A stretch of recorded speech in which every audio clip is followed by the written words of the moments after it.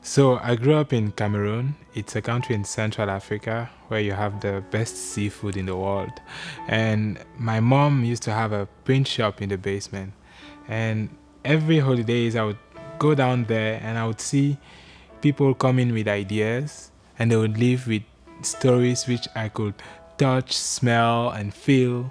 And for me, it's sort of like magic. We were a factory of stories. And from a very young age, looking at all that, I fell in love with storytelling and technology. And since then, I've always been passionate about how we can use storytelling to transform real things in society and in communities. Because for most people, storytelling is just words and sounds, but I feel that every great thing in our societies were just once at some point in time stories. So storytellers are the most powerful people in the world. That's what my mom taught me, and that's sort of what I live by every day.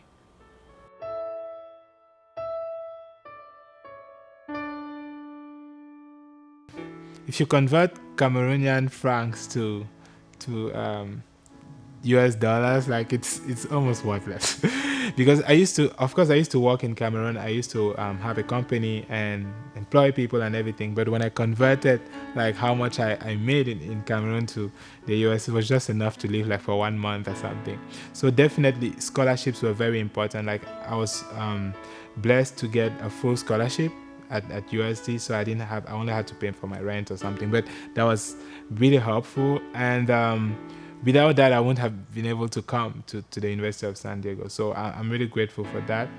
And and in terms of my career path forward, I really want to focus. Like I think back of like I think back to my young days as like working or going to my mom's print shop in the basement, and I really want to work in digital storytelling. I believe that when people look at the continent of Africa today, they see poachers chasing wild elephants. But what I see is entrepreneurs chasing wild dreams. And I want to go back to the continent and use digital storytelling to transform the way Africa is perceived. First, by Africans themselves, helping them to realize that there's pride in our culture, and if we stick to our values, we can become amazing. We can have a distinct brand, but most importantly, not only changing how we Africans perceive our own continent, but how the world perceives Africa. So that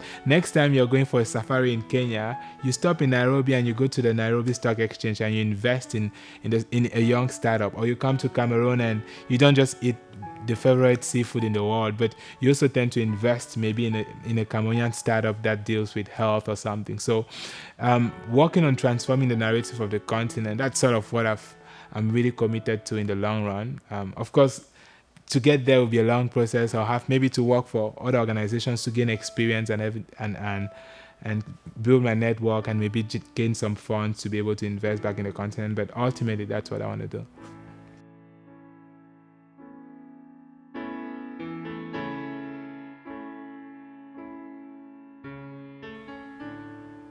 I am a Cameroonian by birth and an African by destiny, and I believe stories can change the world.